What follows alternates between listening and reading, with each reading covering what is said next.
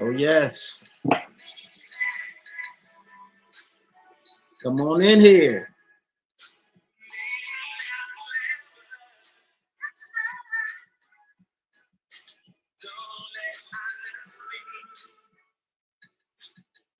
Happy Monday to you guys. Hopefully you are having yourself a great Monday. You know what it is. You know what it is. Go on and just do what you need to do.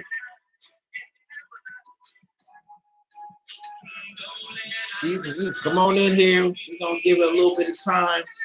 Let the saints get motivated to have this conversation.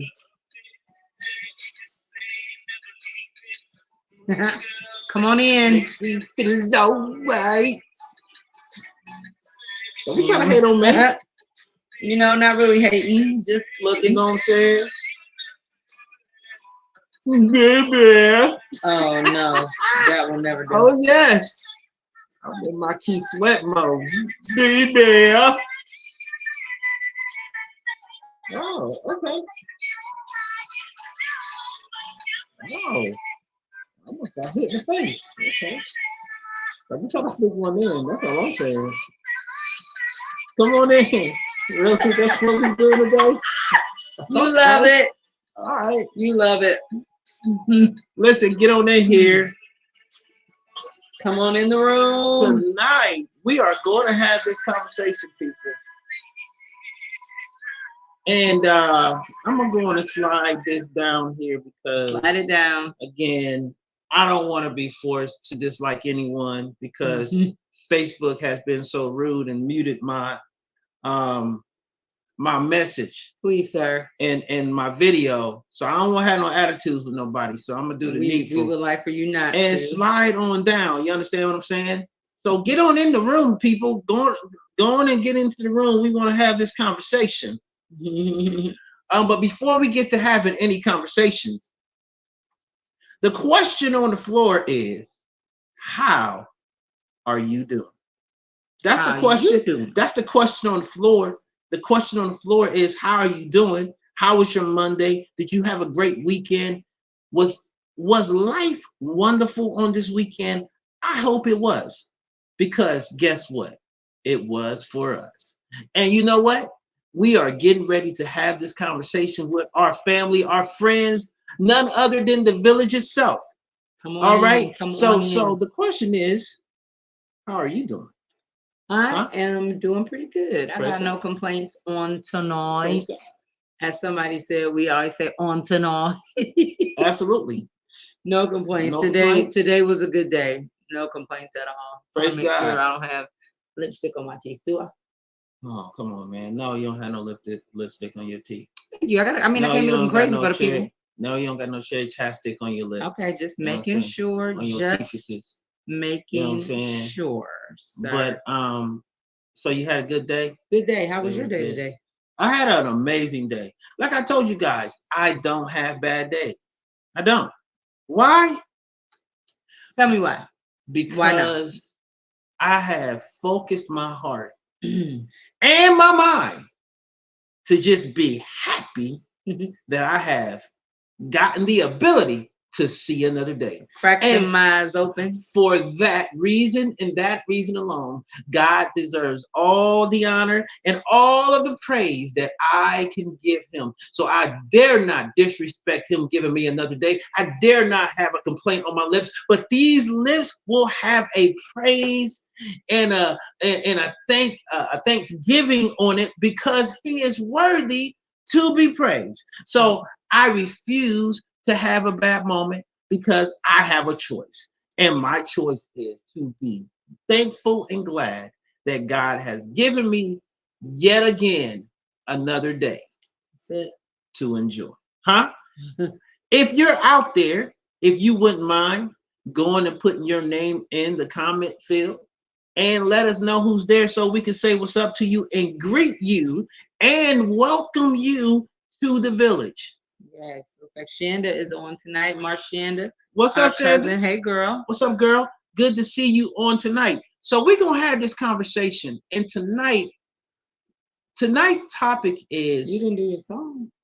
Oh, well, I was gonna do that after. Okay, go ahead. Don't let me. I set it up. Don't let me mess you Why you up. get all up in my mix? Because Why you all up in my face? You felt like you were going ahead. Huh? All I'm saying is, okay.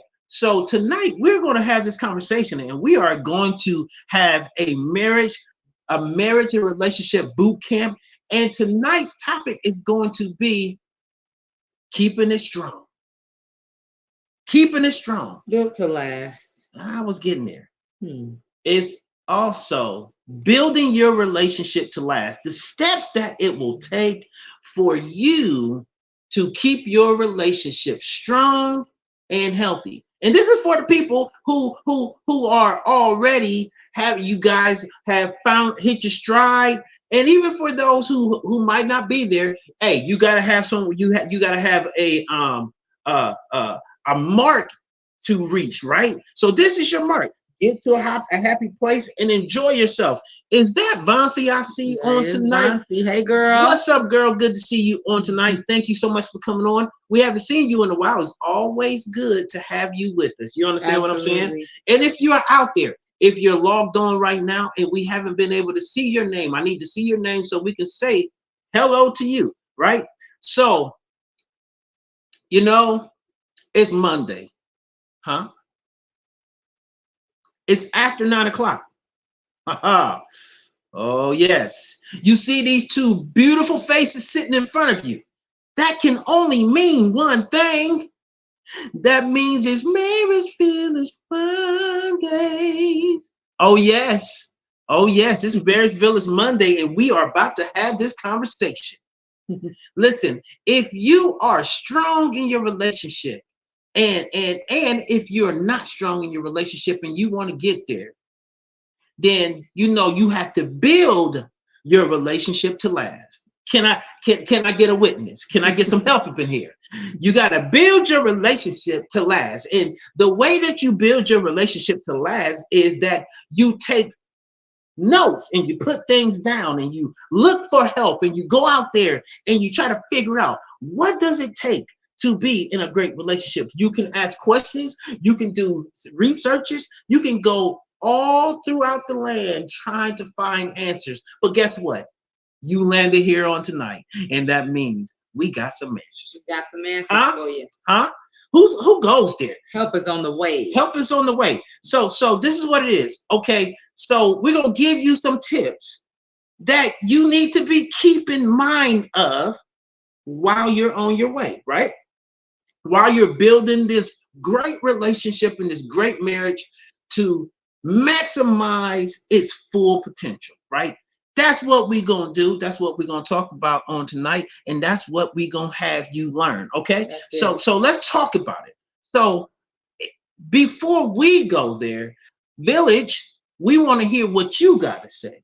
What do you think? What do you think is a good thing to have operating in your relationship and in your marriage to make it be built to last? How can you build it to last? What principles should you be operating upon to have your relationship built to last? Good to see you on tonight, Stacy. Hey, thank you so much for coming on, as always. So yeah, you guys tell us, what do you think? What are some things that you think you should have operating, or any relationship or marriage should have operating in it, so that it can be built to last? Because that's what we're talking about, being built to last. Because guess what? We want to make sure that all of these marriages and these relationships, they last, man. I'm getting tired of seeing people get divorced. I'm getting tired of just seeing people break up, because it doesn't have to. You don't have to do it. Facts. So Vancy said, first and foremost, God. Huh? Say that one more time. Bottom line, first and foremost, if you want your relationship to be built to last, God has to be the foundation. It has to be built on the rock. The rock of my salvation. Deanna. What's up, Deanna? Good to see you on tonight. She says, Deanna says, prayer life. Absolutely. You got to have a prayer life. Come on, y'all up in here. Yeah, come on up in here. First of all, you got to make God your focus, and you got to have a prayer life. And that's vitally important, because if God is supposed to be the center of the circle, right? If he's not the center of the circle, then that means the circle is going to be off kilter. That means the circle is going to be off balance, right? So we have to make sure that as we're building this relationship and this marriage off of godly principles, right? We have to do it God's way. Right. Huh? Shannon said anything outside of God is sinking sand. 100% correct. No doubt. So we certainly want to make sure that we're building this relationship on God. We want to make sure that we're building this relationship on prayer. We want to make sure that we're building this relationship on, this is our first point, on good communication skills. All right. So once you got God in prayer, here comes your practical. Listen, your practical is you have to learn how to communicate, right? Because marriage and relationship is built on the ability or the lack thereof to be able to communicate in relationship or in marriage. If you have problems communicating, 9 times out of 10, you're going to have a problem in relationship. What say you? So, I always love it when singles are on here. Yeah. I love it when the married couples come on, but singles, it does something to me when the single people are out here, because that is really, you need to start getting this stuff down right now. Yeah. You need to, if you want to, first of all, every single person doesn't desire to be married. We get that. But if you're single and you desire to be married, or you desire to be in any healthy relationship, you got to know how to communicate. You do. You cannot expect other people to read your mind and just through some sort of supernatural power understand what it is that you need or what you want. So you have to be able to communicate and communicate effectively. We always say, if the receiver has not understood the message, then communication has not happened. Yeah, communication has failed. You can't, clear communication hasn't happened, correct. It has failed, right? If I am trying to communicate something to Joe, and he doesn't understand the message that I'm conveying, then we don't have, it's not been a clear communication. The channel is clogged, right? Or if I'm using words that he doesn't have, if we're not using the same definition for the word, then we're not clearly communicating. If he is using Webster's definition 1 and I'm on definition 3 in Webster's of the same word now, we're not clearly communicating. So you have to build that muscle. Yeah, you have to build that muscle, and you have to grant grace for the receiver, You have to grant grace for the receiver on the other end of you communicating with them. You have to grant grace for them to not necessarily understand what you're saying, because if you're meaning one thing but they're interpreting it as another definition, as Cassie said, we have to start being able to communicate on the same level and on the same wavelength in a way that makes it feasible and pliable for us to be able to communicate. Elder Sis, good to see you. Sis. We're glad to see that you're back on this soil here in these United States. Yes. Glad to have you back. We did miss you and love you. We did. But you know what? We will see you. On Friday. Oh, yes. Okay. But again, number one, we have to build our relationships on strong and effective communication. Relationships are built on or torn down by communication. And if you're going to communicate, you have to communicate clearly, and you have to communicate in a way that both people can understand. Because guess what? If you're not understanding what I'm saying and I'm not understanding what you're saying, what is that? Ineffective communication. Ineffective. And you also have to communicate often. Absolutely. Right? Sometimes it's not going to work just saying something one time, right? Sometimes you have to say things more than once for understanding to come. Absolutely. And so that's the other thing. You can't get frustrated. Well, I already told her that, or I already told him that. So what? What was the surrounding what were the surrounding circumstances when it was shared initially? Absolutely.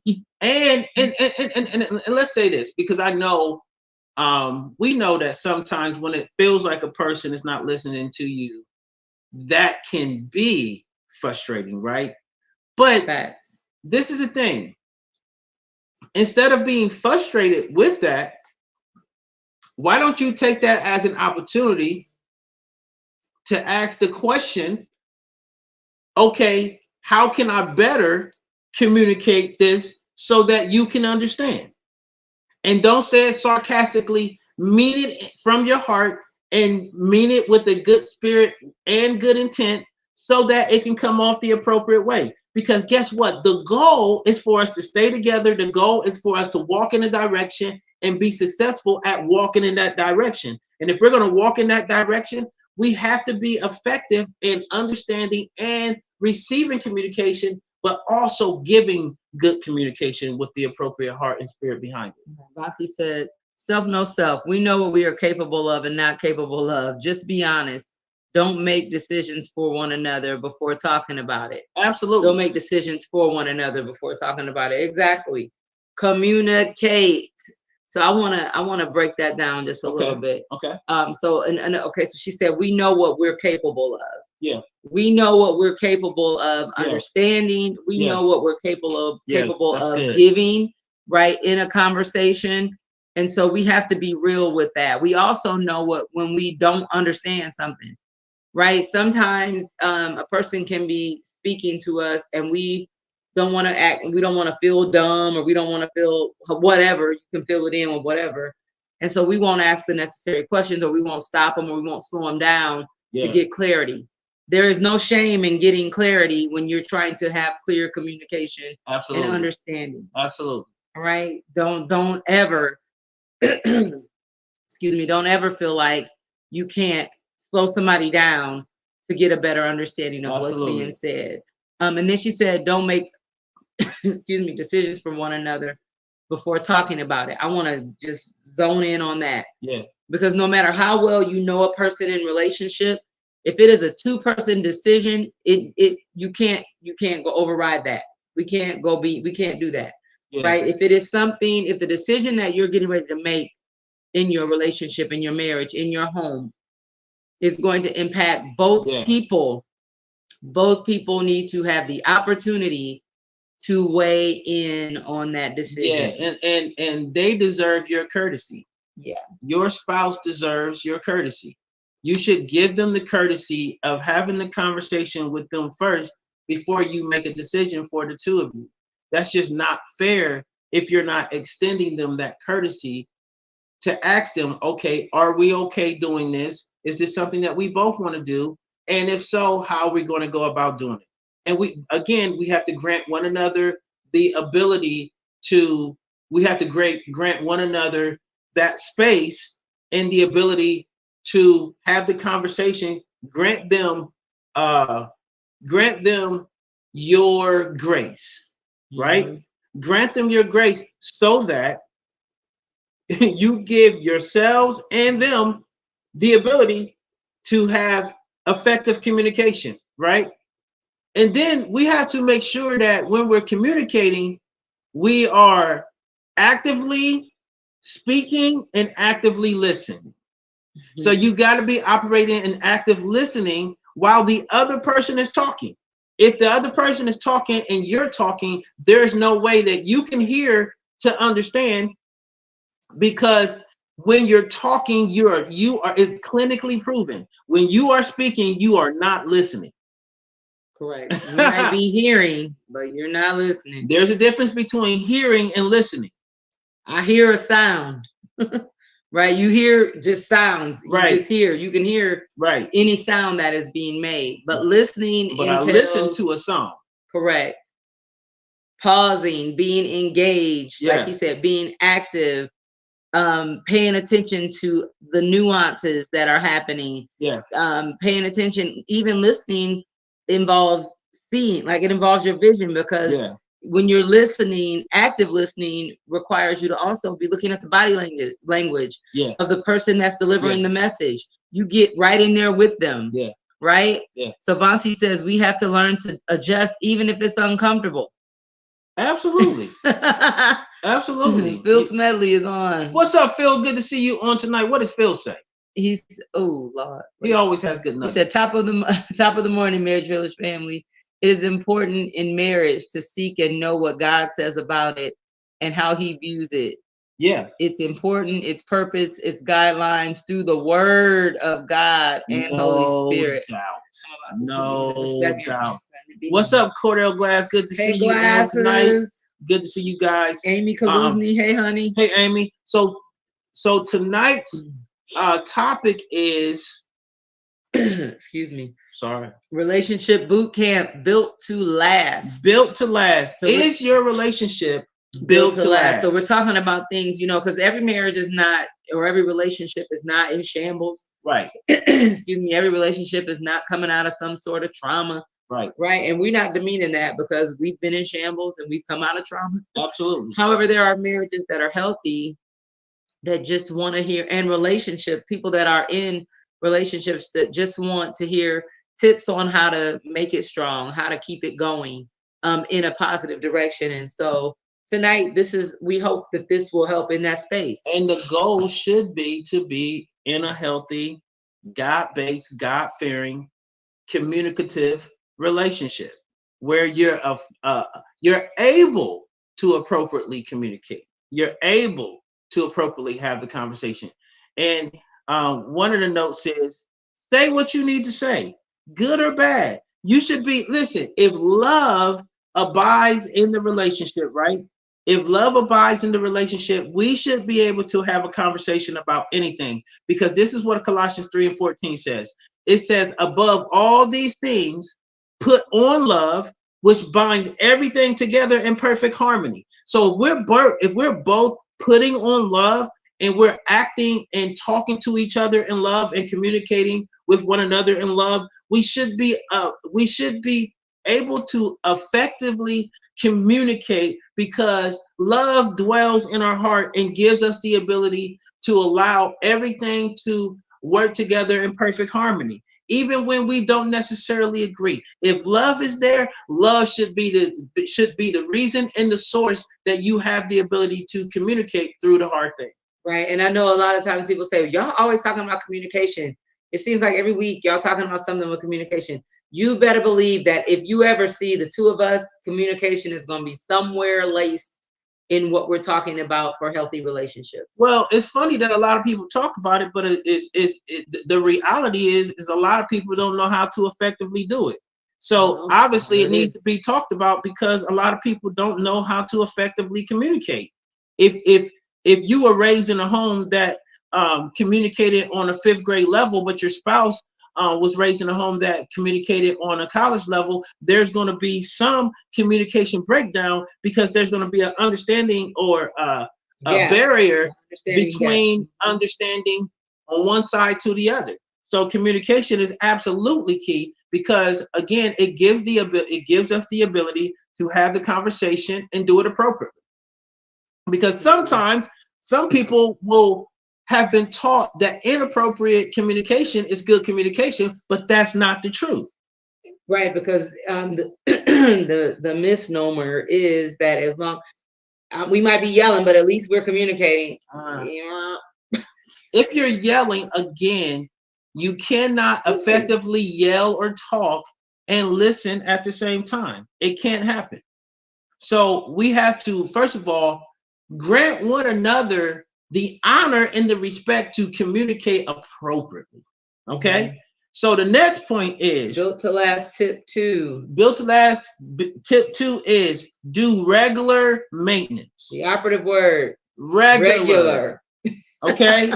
See, this is what I feel to be one of the best things that you can do that will give your relationship the ability to be built to last, is when you do maintenance, even though you don't maybe necessarily have to be doing maintenance, but you do it anyway, because you don't want to run the risk of it not being good, right? So you do the maintenance. Cassie and we go see our spiritual parents, or we have a Zoom call with our spiritual parents once a month, just to talk about our relationship, just to talk about how we're communicating, and also to talk about the things that we have going on and process through the things that we have going on, process through even some of the decisions that we're making that can impact what we're doing one way or the other. Right. So another way, and I just put a little sentence out there. Pulse checks are required to maintain the health of your Absolutely. relationship. So when you go for a physical exam, they check your pulse. Every physical exam, every time you go to the doctor, they're going to check your pulse. Why? Because they want to make sure that your pulse is at a certain level to know that you're in good shape, that you're in good health, right? If your pulse is not at a certain Right. number, then they're looking like, okay, do we need to admit you? What do we need to do to get this? Do you need oxygen? What, Yeah. they need to know Yeah. what they need to do for next steps of care. Same thing with your relationship. You have to do pulse checks to find Absolutely. out, are we beating, is our pulse, is our heart still beating the way that it should be? Is the heartbeat Yeah. of this marriage or this relationship still beating at an optimal level? Yeah. Am I doing the things I need to do in this relationship to ensure the health? Yeah. Is he doing the things he Yeah. needs to do? Again, are we communicating properly? Are we taking care of ourselves? Are we balancing out the chores in the home? Whatever it is that you need to check in, just those check-ins, that pulse check to make sure. And I found that having another set of eyes on how you're doing things is important, because you could be thinking that you're doing something right, but another set of eyes can see what's wrong with it. You see what I'm saying? And so, and then it gives you the ability to get a second opinion, even on the things that you think is right or valid or correct. You see what I'm saying? So being able to have somebody, who you allow in that space to give feedback, to challenge some of your theology and how you see certain things, because you need that, because some of your theology and some of the way that you see things are wrong. I want to just slide back. We got two comments. Let's go. I want to slide back to Amy's comment about On communication. Then I'm let's gonna do pull forward to Elder Swan's comment on the pulse check. So Amy said communication is so important. Yeah. And I've learned that my timing is crucial of making a point. Absolutely. And yes, I like this. I think that's a great point, Amy, simply because, okay, if you wake up and you ready to start talking, but your spouse is not a morning person, oh my Lord, that's not going to be a good situation. Not going well. You know what I'm saying? So when you're saying something has as much importance to what you're saying, because if you're saying at a time where they're not alert and able to process what you're saying because it's early in the morning and they're not a morning person, fail. fail, and fail again. Okay, you want to move on to the next one? Yes. Elder Sis said, yes, there is value in the pulse checks. We need to know if we're showing up for the other person the way we need to, or the way they need us to. Absolutely. And everybody knows how Cassie and I get down.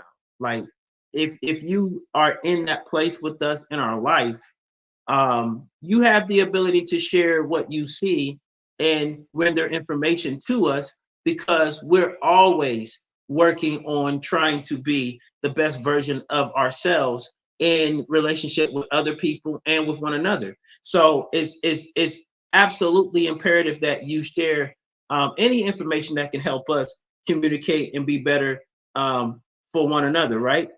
So again, we want to, number one, building your relationship to last requires work on your communication skills, working on your communication skills, and getting great at communicating even through tough moments. Number two, doing regular maintenance, doing regular checkups to make sure that the relationship the pulse is beating not faintly but strong.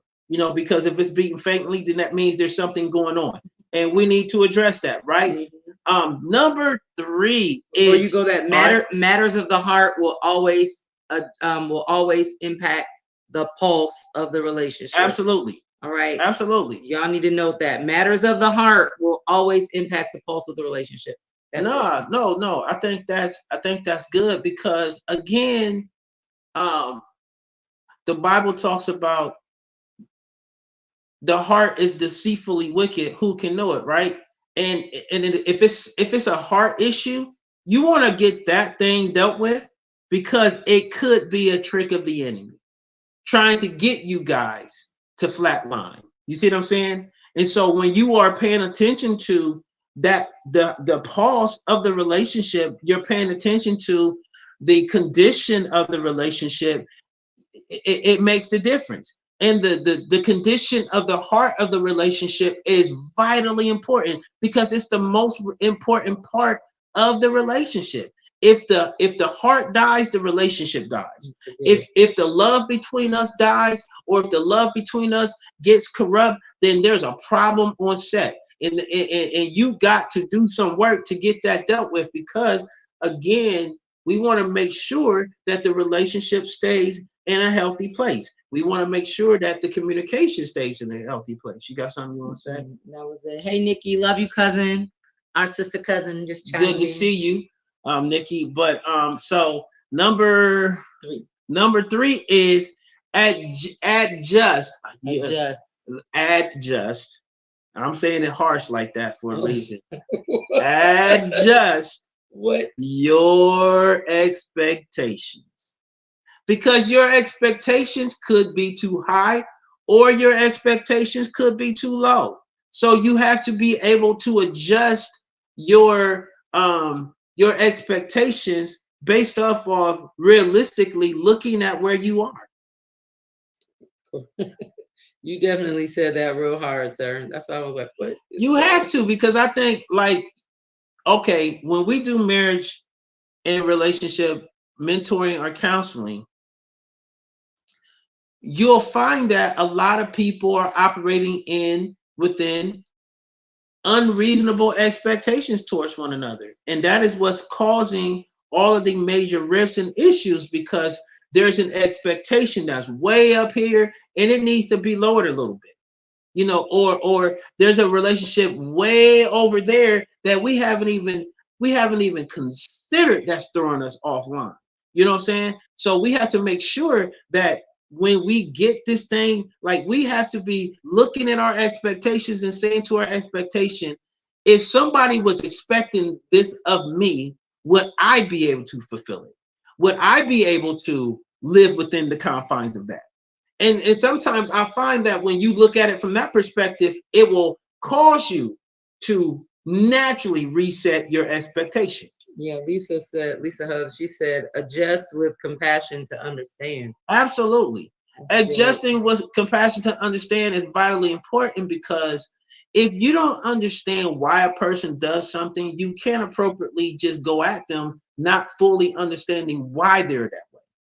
You know, and why having that expectation up there is not or may be detrimental to their health in the relationship. Yes, sir. So my question to the village is, what are some unreasonable expectations? What would you all feel would be considered unreasonable expectations in a relationship? Expecting someone to be like you. I think that's one of the most unreasonable expectations that you can have in a relationship. Is when you expect the person that you're with to show up like you when they weren't raised like you, they don't think like you. As a matter of fact, they're not you. And that is you being in love with yourself. So you need to stop being in love with yourself so you can realistically allow a person to have, you can give them a fair expectation to live to when it's not based off of what you think you do. Because guess what? Sometimes we think we do certain things when we suck at it. You understand what I'm saying?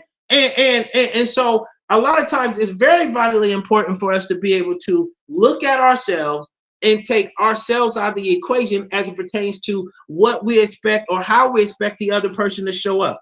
Because you're not perfect and neither are they. That's good. We got any others out there? Any other villagers? Where y'all at? Come on, y'all don't want nothing to do with that? Okay. All right. We got Lisa. She said, expecting them to change with no teaching of what you like or vice versa. Yes, that's Absolutely. unreasonable. If I'm Unreasonable. expecting you to read my mind and or just to know what I like, I haven't shared anything with you.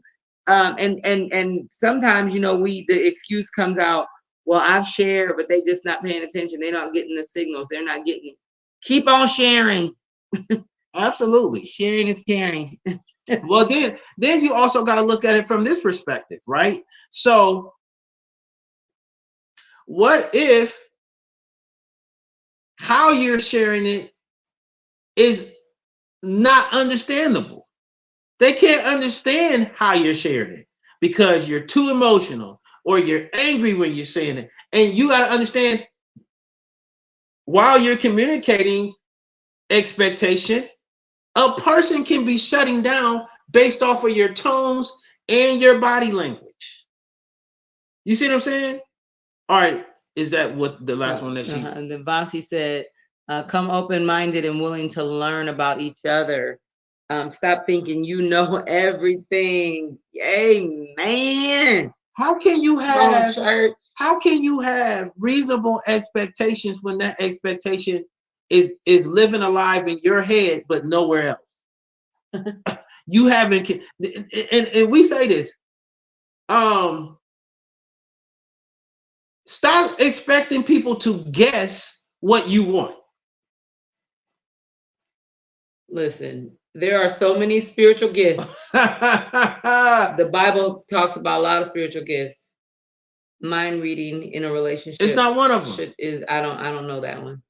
No, it's not one of them. And if you have an expectation for someone to just figure it out, well, you should be paying attention to you should be paying attention to me. Well, what if you're showing up in so many different ways? I don't know which one to pay attention to. It's system overload. I don't know what to pay attention to because you're just all over the place. So as the person with the needs, you need to prioritize, number one, what is most important to you for your person that you're in relationship with to give you. All right. Or what are the things that are most important? Yeah. And make a list and talk about it, because I tend to find that if we go by order of importance, when you do the thing that is most important to a person or for a person, then you kind of have they give you there's a little bit more grace, right, to get to Alethea's point. She said, go down. It's down here. Right there. Expecting change within your timing, it may take some time, right? And that's the truth. But if I prioritize like the things that are important to me, then that grace for timing for the other things can come, because it's easy for somebody to maybe get a grasp on one thing versus a list of 20. Yeah. Right. And so, but if I see progress in one or two things, that it's almost like when you on a weight loss journey and you see those 1 or 2 pounds come off, it gives you motivation to keep going, right? And hopefully to lose more. Same thing in a relationship. When you see 1 or 2 things accomplished, it hopefully gives you that motivation, you know, that more is coming. Amy said, exactly. We are so different, and my emotions trigger my husband. So I'm working on how to express myself to him effectively. And I'm going to tell you, sometimes we as women can be too much. It can be emotional overload for our husbands when we come with all of our emotion. But again, I applaud you, my sister, for working on that, you know, and being really for owning that and being willing to work in that space, because some people just show up, no, this is just how I am, and he's going to have to deal with it. Well, not exactly. That's not godly, right? And so I applaud you for addressing it. Yeah, because sometimes people, you know, and you got to be considering the other person and where they may be or not be emotionally as well. Because if their emotional intelligence tells them that you're trying to use emotionalism to get your way, then that can create, you know, a problem. And so you have to, I think both parties have to reasonably use their emotion within the confines of communication in the relationship. Both parties do. Because men can be emotional too, just in a different way. You see what I'm saying? Shows up So differently, it but shows up different, but it's there. It's the same thing. It just shows up in a different outfit. You know what I'm saying? So we have to be willing. We have to be willing to understand. Okay, this is, and I'm. Your emotions can be smart. Say that with me. My emotions can be smart. Can be smart. My emotions can also be saved. Okay, you want me to show you how? What does Colossians 3:2 say? It says, set your affections, which is the mind and the emotion of the mind. Set your affections on things above. How do I save my emotions? Start thinking on God. Start thinking on the things of God. Start communicating like God. Start communicating like you've seen Christ communicate. That's why in Ephesians 5, number 1, it says, be imitators of Christ. Be imitators of God through Christ. Be an imitator of God through Christ. So what you see, if you want to bear the image of God, you take on the image of Jesus. You imitate Jesus. That's how you bear the image of God. So we have to understand that, yes, my emotions do not have to be out of control. Why is that? Because one of the fruit of the Spirit is, guess what? Self-control. So you don't have an excuse to say, I don't know how to communicate better. I'm gonna tell you to get yourself in your prayer closet, open up that Bible, and get to doing that work, because that's how you're gonna get better at it. Real talk. How did I get better? How did I get better at dealing with Cassie and learning how to not allow certain things to trigger me? I got myself in that prayer closet. I said, Lord, give me the ability to communicate with her and be untriggered as she's expressing herself through her emotions. Because the emotional bed is the place where most women will communicate from, because that's how you're wired. That's how God made you. So, and we have to understand that. That's why 1 Peter 3:7 says, men, live with your wives in an understanding way, giving honor to them as the weaker vessel.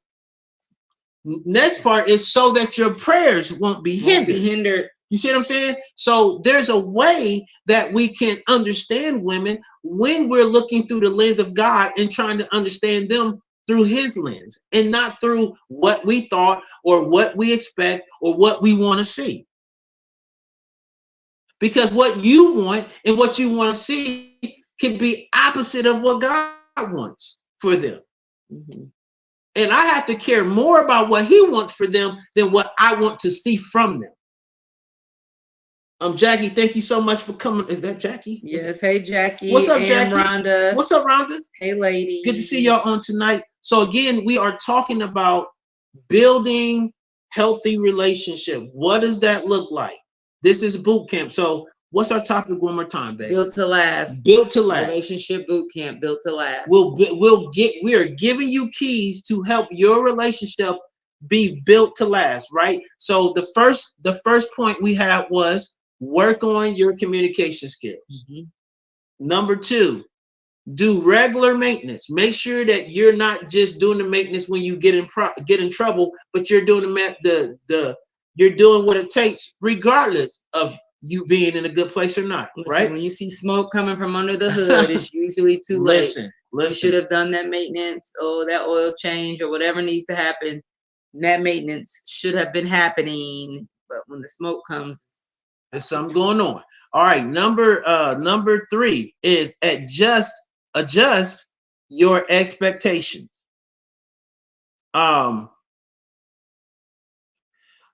The next point we're making is create rituals. And be careful what we're saying here. What we're saying. I changed it to routines. Create routines. I mean, really, that's what they're saying. That's what it is. What it's saying is create routines that can help hold the relationship together. Create routines that can help establish healthy communication, healthy way of walking throughout the relationship. Yeah. So I said, like you said, create healthy routines, patterns of doing things together. Yeah. Right. Get in the habit of doing things together. If you are in a relationship. Okay, so for the singles, you still want to have healthy routines, right? Or get Yeah. into healthy patterns Yeah. of kind of doing things that are fulfilling. For example, if you are a runner and you have that pattern or that routine of every morning you run at 6 a.m. or every evening you run at 4 p.m., whatever it is, to keep yourself in a healthy space. And I'm starting with singles again because here's the thing, there are things that you need to do just to stay in a healthy Yeah. headspace, right? Yeah. I heard about the runner's high. I've never experienced that. I You know have, why? Because I ain't a runner and it's and I don't serious. aspire to ever be one. I'm running for Jesus. That's the running I I'm doing. was just on one Hallelujah. last week. It's phenomenal. Tyrone, I seen him What's come up, on here. Tyrone? Good to see you on tonight. Yes, but I won't ever experience that kind of runner's high. But what I'm saying is some singles, it is maybe going to the gym. You know, some is reading a book, taking time to do something that you enjoy. Yeah. Create that pattern of, you know, in that healthy relationship. And then if you're a married couple, you know, the article that we read talked about, you know, maybe a routine of every Saturday we're going to have, you know, breakfast in bed, and maybe you rotate. All right, last Saturday he brought me breakfast in bed, so now this Saturday she brings him breakfast in bed. Or you go on a walk together after work, or you have, you know, you do whatever it is, just find something. Or kiss one another before you leave work. Something like that. Or before you leave for work. Yeah. Yeah. Yeah. It doesn't have to be something major or monumental or that takes up a lot of time. It just has to be something that you hold yourself accountable to doing on a consistent basis. Because again, it's the little things that you do consistently that leads to great success, right? It's the little things, but it's also the little things that you stop doing that the word says destroys the vine. Mm-hmm. You know, so it's a lot of things that we can, the little things that we can do, like, you know, just um uh like thinking about like how your spouse likes to wake up, or your significant other, how they like to wake up. If they're more of a quiet person in the morning, giving them the opportunity to have that space. Or if your spouse is a person that is just like feet to the floor, jumping, running, moving, all that, just give them that space without having something to Mm-hmm. say, so that they can get into their routine with no issue. You know what I mean? Mm-hmm. So the next point is Maybe number 5. number 5. Plan. Oh, yeah, plan dates and surprises for one another. Yes, plan a date, fellas. Plan a date. Take some time out of your schedule to set the date up, do all the things. Like if you're going to a movie, you go on to fandango.com, purchase the tickets, tell her, hey, this is what time we're going. This is what we're going to do when we go. You order the food online, do all of that, because it's those little things right there that builds a healthy environment for love to live, and for there to be compassion and happiness towards one another in the house. Yeah, and then plan little surprises. Like it don't Absolutely. even have to be. I mean, leave a note on their car. You if you have opportunity, just write a little love note, stick it on the windshield. When they get off work, they see the note there. And I mean, it's a small thing. Or buy a card. If you're not a person that wants to write in a blank card, you're not great with writing out your feelings. Yeah. Hallmark and mahogany, all of them. There's a whole line of cards, you know, different lines of cards that can say exactly what you're trying to say. But as a surprise, you know, just, hey, I was Absolutely. thinking about you. And we probably need to get back to doing some of that, some of the We do. surprise We things, do. because we kind of have fallen off with the Yeah. surprises, Well, like I with think that. we our life has just been in a different place. Listen, And we've been, now who else was to say something? That's not the right thing. don't I say would it. say something to the wall. I You know, know. I'm gonna, Listen, I was not gonna listen. say. We've been, you know, We've our been hitting life the ground. the last couple of years have just been more planning and more setting up for legacy. And so sometimes when you're doing that, oh, who's this? Oh, cuz, what's up, girl? We've been married for 18 years now. No. Or 17. It'll be 18 See, I September answered 1st. already. I knew what to do. Yeah, so we've been together. We've been 18 together years. 18, but we've been married 17. Yeah. And we'll be 18 this year, September 1st. Yes, ma'am. Say something else. I mean, say something else. Nothing. Okay. You know what I'm saying? But where was I at? Oh, planning dates and surprises for one another. Listen, our life. But we don't have no excuse. No, you were saying about our life. Yeah, our life sometimes, or lately, over the last couple of years, it was, we were living on a tight budget, and it was just certain things we just couldn't afford to do. But now we're getting back in a more financially healthy place, and so we can have those things. We can make those changes. We can go buy the shoes. We can get the jackets and stuff like that and surprise. So it's like, and you gotta, let me say this. When you've been in that place, you have to ease yourself back into the place where you start doing those things, because sometimes when you get out of practice, it's hard to get back into practice, but that's no excuse, right? It is. And then also, if you don't have the budget for it, there are ways that you can do that without, you don't need a big budget to go to $1.25 Tree and get a card, right? Or go and grab two, I call it $1.25 Tree because it's not the Dollar Tree anymore. Listen. They also have a $5 section if you were not aware. But you can go and grab, for $5 or less, you can put together a little thinking of you bag where you can put 2 of those little lenders chocolates in it, a card, and or speak into the future, get a vision board and say, this is how I'm gonna date you one day. One day soon, and very soon. This is how I'm gonna show up. Whatever, get creative. Listen, is all I'm saying. There's do what ways. You gotta do, man. There's ways. Do what you gotta do. Bonsi says, keep the fire burning. It's so important. And she also says, it's the small things. It's the small things. Like, you don't always have to be out here buying $900 red bottoms and all this other stuff. Now that might not be a bad idea. No, but I don't own a pair of red bottoms yet, but I saw a video with a young lady walking in them, and I did not want any after I saw how her feet was squoze. Listen, and it might have just been a sizing issue, but the way her feet looked and the way she was marching. Don't be squozing your feet in them things, man. I said, I'll stick with regular bottoms. Yeah, man. So making sure, make sure. What does the sis say? No, we got to go. Amy said something I've recently learned, that shutting down and giving a silent treatment isn't healthy for either party, even though it may band-aid the argument. It builds resentment. Absolutely, absolute truth. Don't be. Let's walk it. Let's walk that down.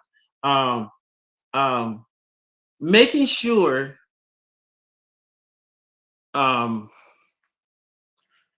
Okay. I'm trying because I want to hit this the right way. The silent treatment is not always good because, let me say this. How are you doing the silent treatment? If the silent treatment is you being quiet and you're not rendering due benevolence, that can be a problem, because the word says when you do that, you open your spouse up for temptation. Right. So for those that don't understand what rendering due benevolence is, so what he's saying is, if a person is given the silent treatment and they're closing their spouse off from sex, that is illegal. That's dangerous in a godly marriage. That is not allowed, because it opens the other person up for temptation. It opens them up to potentially be in a place where they might feel like they're tempted to step outside of the marriage, right? So that's what he's speaking to when he says, Jessica, hey sis. What's up, sis? That's what he's speaking to when he says, how are you doing the silent treatment? Because here's the thing. Sometimes it is better to be quiet, right, and to be silent. But when we talk about the silent treatment, you know what we're talking about. The silent treatment is an ongoing, prolonged. I'm shutting my whole person off from you, not just my voice, but my entire body, and that's where danger comes in. Listen, don't do it. Don't do it. If you know what's best for you, Don't let yourself get in that headspace. And because sometimes um you just never know how it's impacting another person. And you don't know the strength of that person's will. Don't test that person. Don't listen. Put no trust in the flesh. Don't trust that person's flesh at all, ever. Don't ever feel like they're so strong to a place that they can't fall. Don't ever believe that lie. Listen, do your part to make sure that you guys stay in that healthy place, and make sure that you're not adding to any issue that your spouse may be having. No, I'm good. Okay. Yeah, I'm good. We said plan dates and surprises for each other.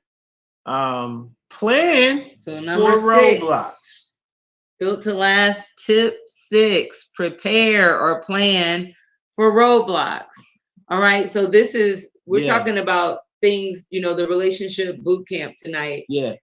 Built to last. And so things to keep the relationship strong. Yeah. Plan for roadblocks. Plan for things to come up. You're not always going to agree. Single people, get the fairy tale out of your mind that you're going to find him or you're going to find her and you're never going to have an argument or you're never going to have a disagreement. You may not ever, and I've seen people that have been in relationships that they've never had a shouting match where they're never yelling back and forth. But every relationship that I've witnessed or every person that I've talked to in a relationship has had a disagreement. And you got to understand, number one, that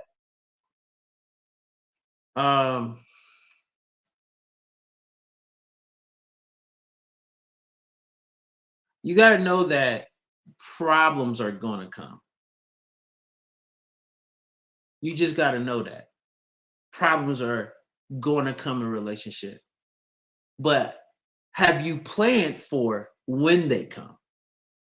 Because if you plan for when they come, when they do come, you'll have a plan to deal with it because you've been planning for it.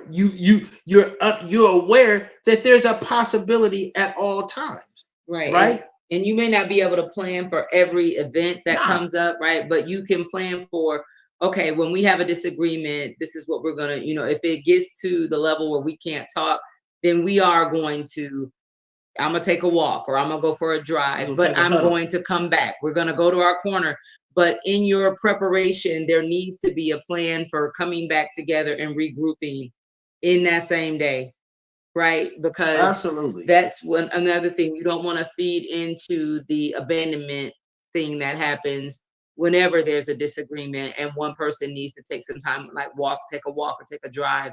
And then that other person may be left thinking, are they coming back? This didn't end well. You don't ever want that feeling in your marriage of somebody not coming back. And what it says here is, it says think about and discuss situations that can cause friction and plan to treat one another with respect before a disagreement happens. So you have to get to the place where, number one, we're discussing the things that could potentially lead to a bad place. You know how you wired, and both of you know how you're wired, right? When you know how you're wired, then that should be able to give you the ability to have these conversations and say, okay, if we have this is how we got to handle this. Like Cassie and I, we used to just, like she didn't understand why I would walk away sometimes when it would get heated. And I said, well, because I used to deal with anger. And so my way of dealing with my anger is to go walk the steam off and not punch holes in walls.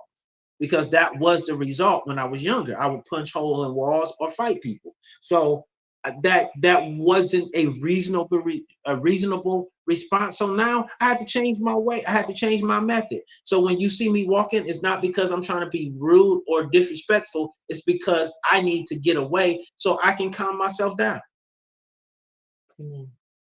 So that kind of rolls right into tip number 7: give each other space. Absolutely. Sometimes you have to give each other space. Yep. And sometimes, you got to know when space is good. You got to know when it's okay. All right, Go hang out with your girls. I'm just gonna stay at the crib or do whatever, so we can, miss each other, whatever it may be.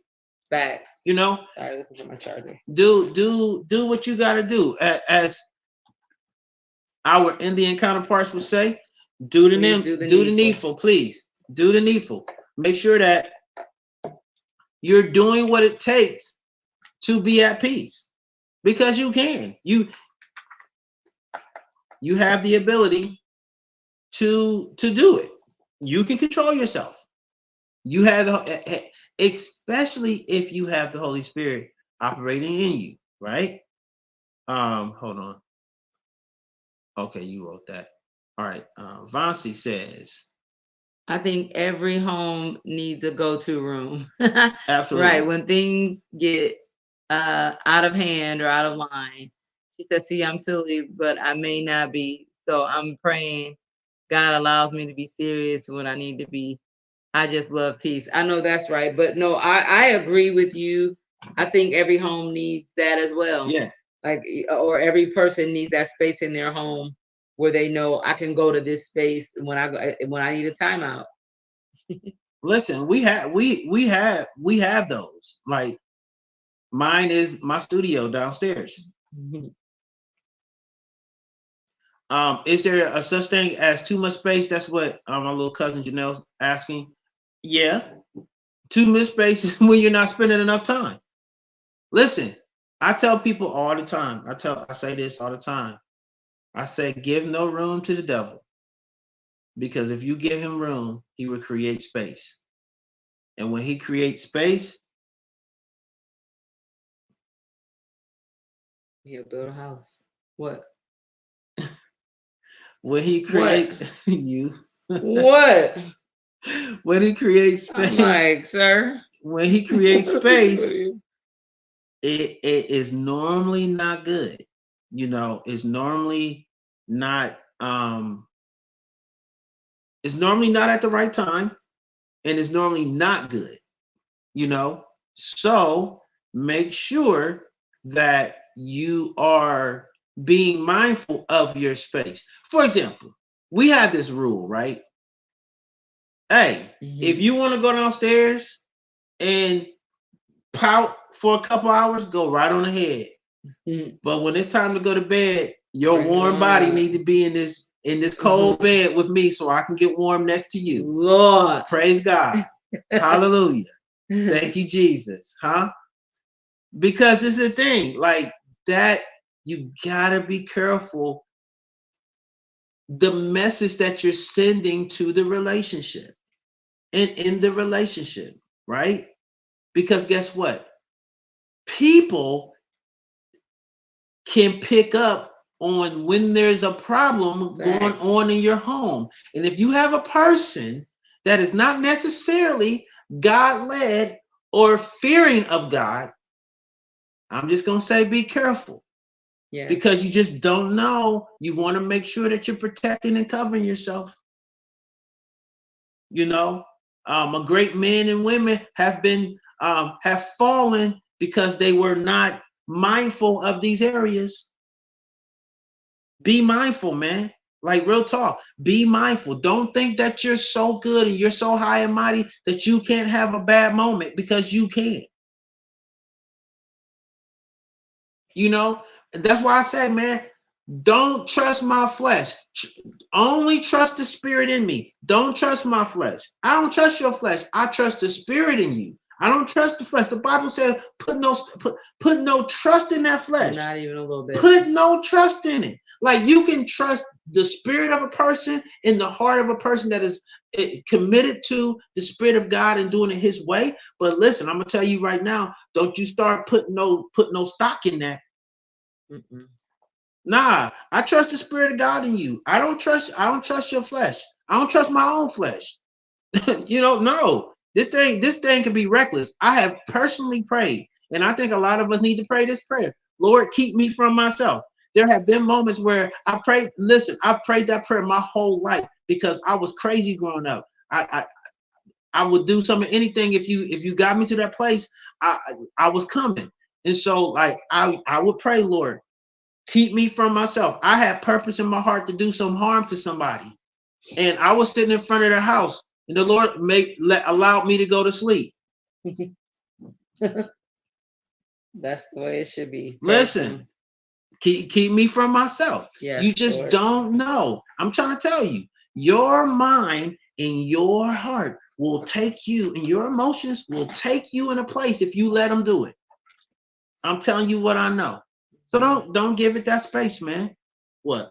You got what? How many more on here? I think we got about. Oh man, I didn't realize it was 10:06. Okay. That's one. All right. So the second one is, what's this, number 7? Number 8. Number 8? No. Be active. Number 8. Okay. Number 8. Be active together. Hey y'all, go out there. Find something to do together. Some activities. Not just sex. Okay. Hey, let's graduate from that. There's more. There's more that you can do. You can sex watch. And. Oh yeah. For married people. Yeah. Like, you know what I'm saying? Go walk in a park. Go to a museum. Go to an art museum. Do some fun stuff, man. Keep it hot, man. You know? and be mindful. Stay mindful, people. Stay mindful. Okay? That's what I'm gonna say. Stay mindful. Praise God. Hallelujah. And the last one is know where to turn for help. When you're having problems or when you're having issues in your relationship, know where you can go to get help. This is a village. We have all levels of relationship and marriage represented in this village. There's someone in this village that can help you. And so you have a place where you can turn. You have people that you can get help from. You know, we do marriage mentoring and some counseling and coaching. So if you need help, hey, don't be afraid to ask for help. Don't be afraid. I would much rather see you get the help you need than you lose your relationship or lose your marriage. So I added one. Janelle said, and that's why I'm still single. Understood. What was the one you had? So tip 10, be love. Absolutely. I already said. Be love. Listen. And you referenced that earlier. Colossians 3:14. But I just wanted to come back to that one. Yeah, Colossians 3:14. Above all these things, put on love, which binds everything together in perfect harmony. Put on love. Be love. You know, do the needful. All right, good people. It has been real. Listen, when I tell you we are searching high and low, we are trying to find a building to do the Marriage Village Conference in June. So pray with us. In Columbus, to be more specific. Yes, in Columbus. If you know of a church that is a nice church that has all of the audio capabilities and visual capabilities, because we're very audio and visual driven ministry. So we like to get churches that have visual arts on 10 and audio help on 10 as well. So because we do a worship night on that Friday, and then we do our breakout sessions and boot camp on Saturday. And we want those to be high level. So if you know of a church that we can maybe rent, or you know of an event space that has sound and also those visual components to it as well, please let us know, so we can get it in.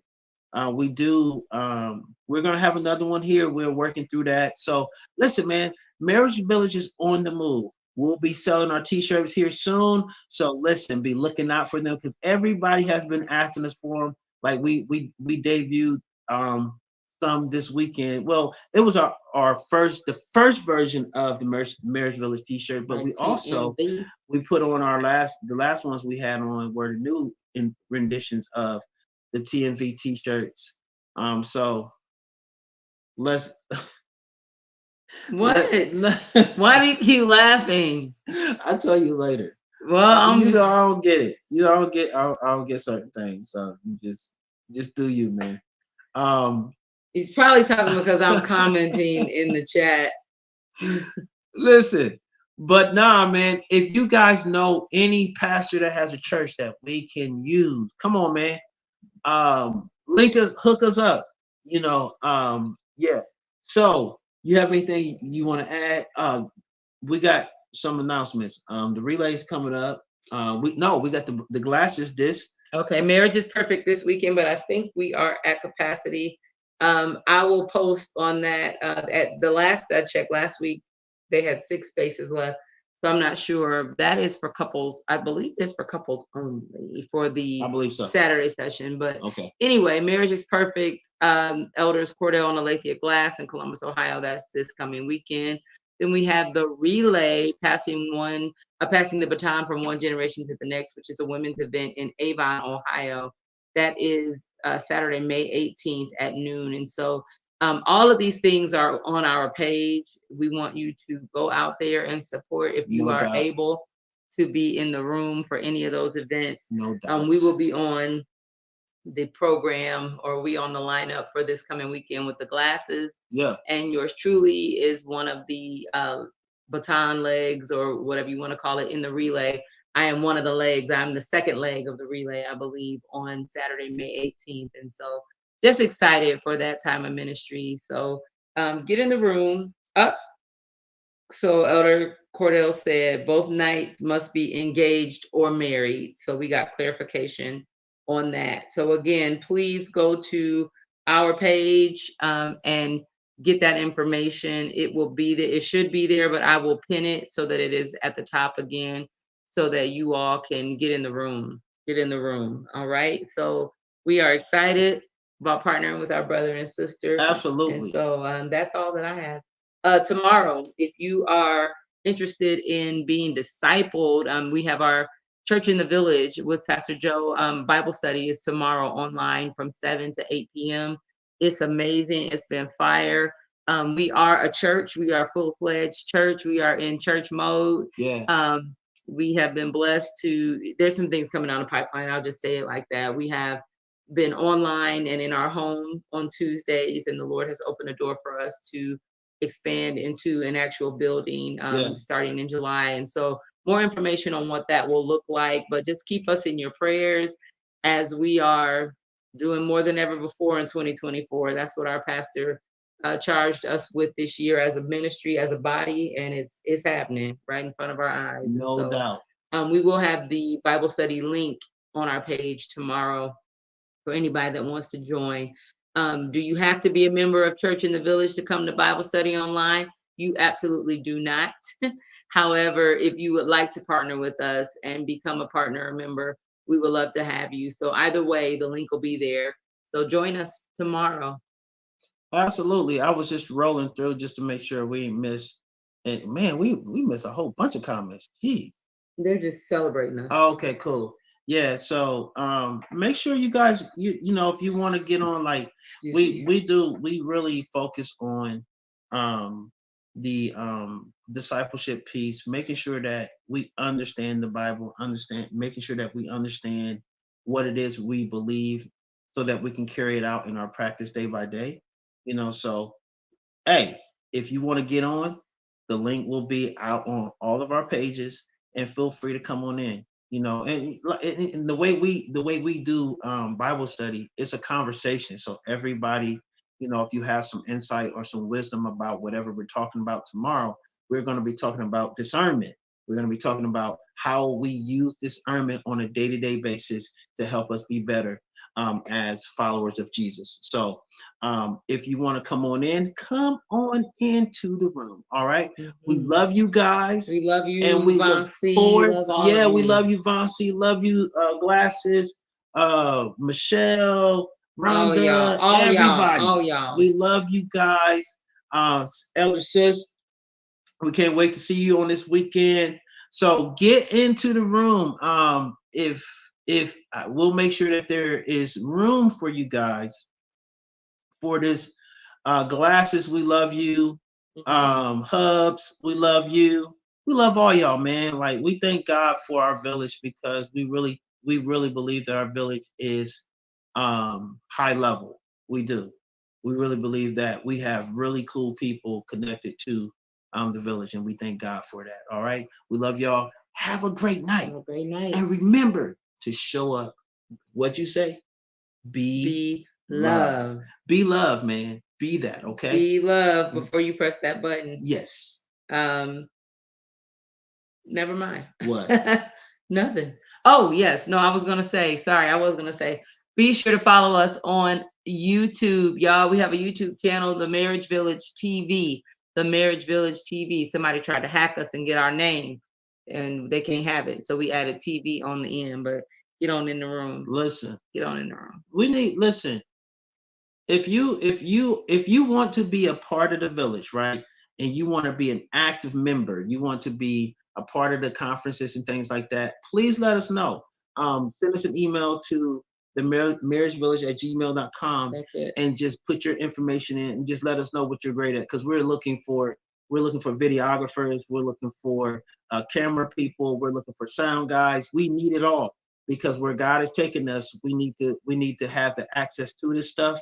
So if you believe in the village and you want to be a part of the village and you have a gifting in that area, please feel free to get in contact with us and let us know. All right. We love you guys, and have a great Monday and rest of your week. All right. Love you guys.